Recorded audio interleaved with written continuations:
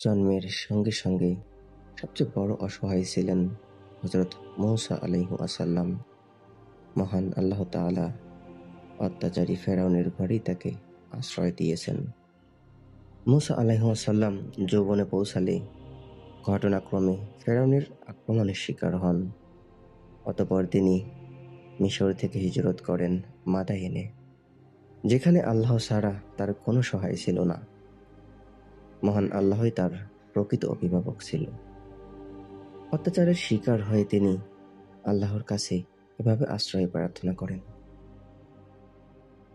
রব্বি ইন্নী লিমা আনজালতা ইলাইয়া মিন খাইরিন ফাকির। হে আমার রব, আপনি আমার প্রতি যে অনুগ্রহ নাজিল করবেন আমি তারই মুখাপেক্ষী।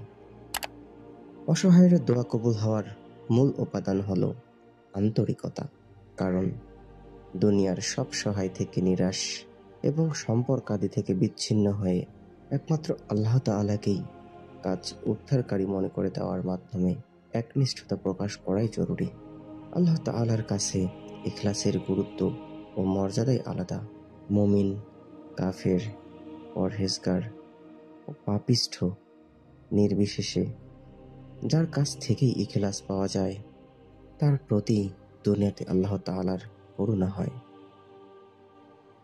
আল্লাহ তাআলা অবিশ্বাসীদেরকে মৃত্যের সঙ্গে তুলনা করেছেন।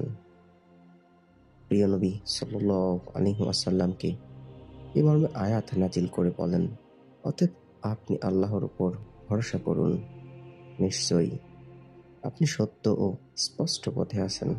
আপনি আহ্বান শোনাতে পারবেন না মৃতদেরকে এবং বধিরদেরকেও নয়, যখন তারা পৃষ্ঠ প্রদর্শন করে চলে যায়।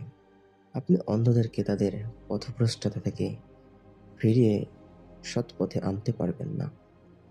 আপনি কেবল তাদেরকে শোনাতে পারবেন যারা আমার আয়াতসমূহকে বিশ্বাস করে, অতএব তারাই আজ্ঞাবহ।